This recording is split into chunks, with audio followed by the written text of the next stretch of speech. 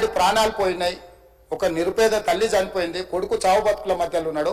ఆ రోజు కోర్టుల కేసులు కూడా వస్తున్నాయి. కోర్టు కూడా మీరు విచారణలు ఏం చేసిందని కోర్టు కూడా పోలీసులు జవాబు చెప్పాల్సిన పరిస్థితి ఉండే అధ్యక్ష. దాంతో మాట్లాడితే వాళ్ళు చాలా బాధ్యతారహితంగా సమాధానాలు ఇచ్చారని మా పోలీస్ సిబ్బంది చెప్తున్నారు. దాంతోనే అతన్ని పోలీస్ స్టేషన్ తీసుకెళ్లారు అధ్యక్ష. ఇక్కడి వరకు ఒక హీరో, ఒక థియేటర్లో జరిగిన సంఘటనలు, వీటన్నిటి నేపథ్యంలో పోలీసులు వాళ్ళ విధి నిర్వహణ నిర్వహించారు అధ్యక్ష.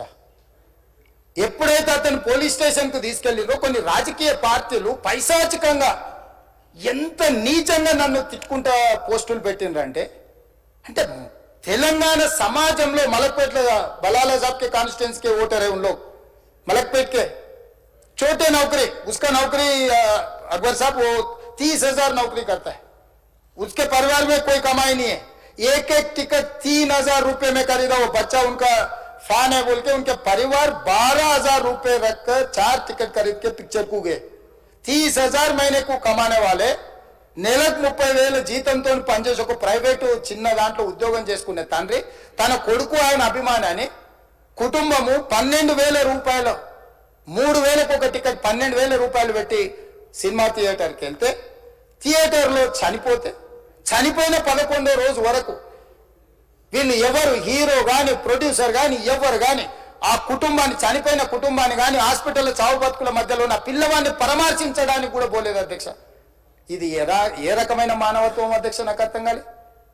ఇలాంటి మానవత్వం లేకుండా వ్యవహరించిన వాళ్ళను పోలీసులు విధి నిర్వహణలో భాగంగా పోలీస్ స్టేషన్కు తీసుకెళ్తే ఒక ఆయన ట్విట్టర్లో పెడతాడు అడ్డగోలుగా 10 ఏళ్ళు మంత్రి చేసి ఉద్యమాలు చేసినామని చెప్పుకునేటోళ్ళు, ఉద్యమాల సమయంలో సినిమా షూటింగ్లో జరగొద్దని దాడులు చేసిన వ్యక్తులు ఇవాళ అతను భగవత్ స్వరూపుడు, అసలు అతన్ని పోలీసులు ముట్టుకుంటారా? అసలు ఈ రాష్ట్రం ఏమైపోతుంది? రాష్ట్రం ఉంటుందా? ఈ రకంగా రాజకీయ పార్టీలు అధ్యక్ష, రాజకీయ పార్టీలు ప్రజాప్రతినిధులుగా చనిపోయిన ప్రాణాల విలువ లేకుండా చావుకు కారణమైన ప్రత్యక్షంగా పరోక్షంగా అయిన వాళ్ళని పోలీస్ స్టేషన్కు విచారించడానికి పిలిస్తే కూడా అది కూడా తప్పుపట్టి ప్రభుత్వాన్ని బద్నాం చేయాలి, ముఖ్యమంత్రిని తిట్టాలని ఎంత నీచమైన భాష వాడింది అధ్యక్ష. యూట్యూబ్లలో మీరు చూడండి.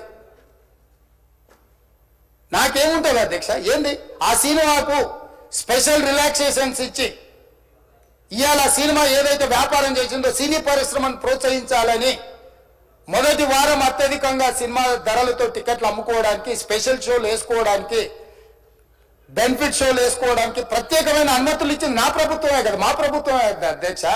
సినీ పరిశ్రమను ప్రోత్సహించాలనే మా విధానం. ప్రోత్సహించే క్రమంలో తెలంగాణ ప్రజల ప్రాణాలను తీసుకోమనే, ప్రాణాలు తీసుకుంటే కూడా వాళ్ళని ఏమనొద్దానంటే మీరు లా చేయండి అధ్యక్ష. మరి స్టేట్కు లా అథారిటీ ఉందో లేదో నాకు తెలియదు, కానీ star, film star, super stars or political stars is having some special privilege.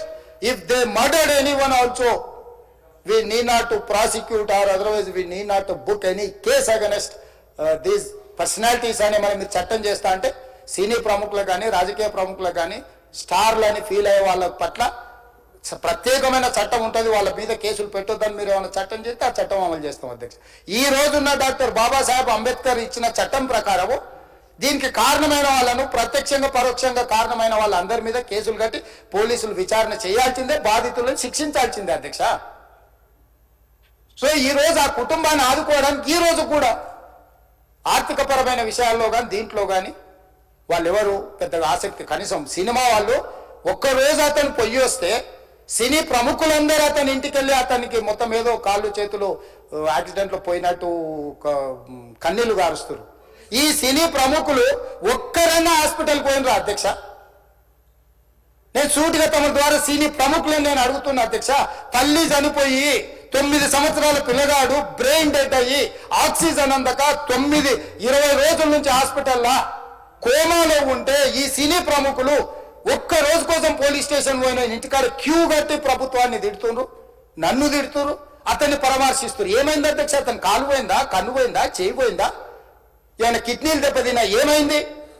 అతన్ని ఇంతమంది సినీ ప్రముఖులు పరామర్శించారు, కలిసిండ్రు, అభినందించారు. కానీ ఆ పిల్లగాన్ని కనీసం అన్న పరామర్శించడానికి సినీ ప్రముఖులు ముందుకు రాలేదంటే సినిమా ఇండస్ట్రీలో ఉన్న ప్రముఖులు ఏం ఆలోచన చేస్తుండ్రో, ఏం కోరుకుంటుండ్రో నాకైతే తెలియదు. नोट के नोट शादम जो भी अकबरुद्दीन ओवैसी साहब ने जो मुद्दा उठाए, वो मुद्दा के लिए मैं ये बात कह रहा हूं, सचमुच बोल रहा हूं, ये शर्म की बात है। 20 दिन के बाद भी इतने, एक दिन के लिए उनको पुलिस स्टेशन को लेकर गए तो हाई कोर्ट भी इमीडिएट अजर्नमेंट मोशन, लंच मोशन ले लिए, उनका बेल भी दे दिए, सब कुछ है। आधी रात को 11-12 बजे अपने लोग बोल रहे थे जेल का दरवाजा खोलो, 12 बजे उनको छोड़ो। अरे भाई कहां है प्रोविजन, कहां से छोड़ू मैं? कोई मेरा घर का मामला नहीं है, मेरा घर का मामला है तो मेरा गेट निकाल के आने वाले जाने वाले को मैं बोल सकता हूं। जेल का दरवाजा मेरा हाथ में नहीं है, कानून के हिसाब से चलाने का है मेरे को। रात 12 बजे अरे वो फिल्म स्टार है उसको छोड़ दो भाई, अगला दिन मैं रहे तो ना फिल्म स्टार को छोड़ने के लिए। अगर आधी रात को 12 बजे किसी को जेल से छोड़ने का कोई लॉ है तो बोलो, मैं भी लागू करता हूं। तो इसीलिए ये इतने फिल्म स्टार कोई भी दवाखाना तक नहीं गया, छोटे बच्चे को नहीं देखा अकबर साहब। ये अफसोस की बात है, शर्म की बात है, सचमुच बोल रहा हूं मैं। अगर मैं वहां पर जाके देखने के लिए मैं पूरा स्टाफ और मेडिकल एंड हेल्थ सेक्रेटरी, मेरे कमिश्नर, सब टीम को मैं डिप्लॉय कर दिए, सीता और अपने कमीशन चेयरपर्सन, सब लोगों को वहां भेज के मैं continuously I am monitoring that boy health condition.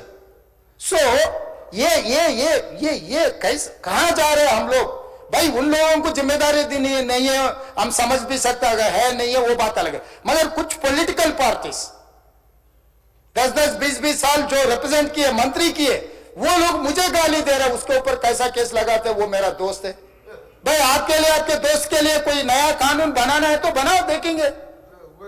अरे आपके दोस्त रहे तो 12 खून माफ है क्या?